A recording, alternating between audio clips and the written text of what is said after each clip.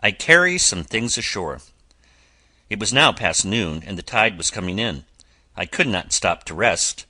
I have food, I have clothing, I have tools, I said to myself. What do I need next?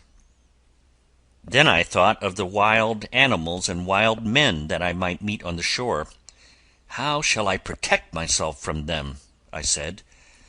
In the captain's room I found 2 good guns with a bag of shot and a powder-horn. There were also 2 old swords, very rusty and dull, and a pair of big pistols. By looking around, I found also 3 small kegs of powder. 2 of these were dry, but the other was wet and good for nothing. It took more than an hour to get all these safely placed on my raft.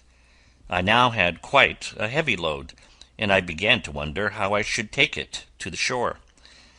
I had no oars nor any sail for my raft, but the water was smooth, the tide was flowing in, and a gentle wind was blowing toward the land.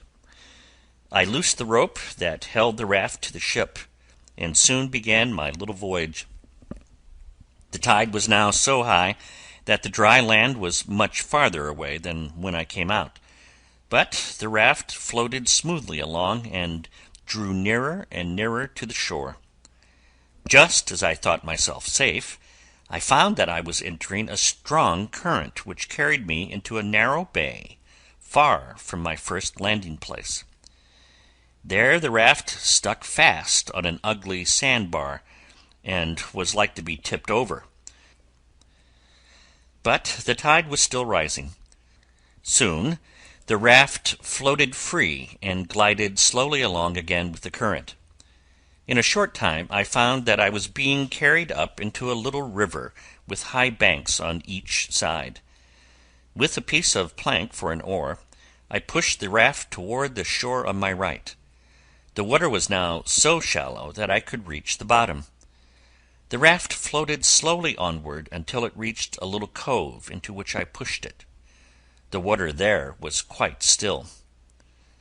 I looked around for a place to land, but the banks were steep, and if I ran one end of my raft upon the shore, the other end might sink so low as to slide all my goods into the water. The best I could do was to wait till the tide was at its highest. Then I might push a little farther inland, where the bank was somewhat lower. This I did. The tide rose higher and higher. At last, to my joy, the water reached the top of the bank. It covered a level spot of ground beyond. I waited a little longer. The water on the level space was a foot deep. The tide was beginning to flow out.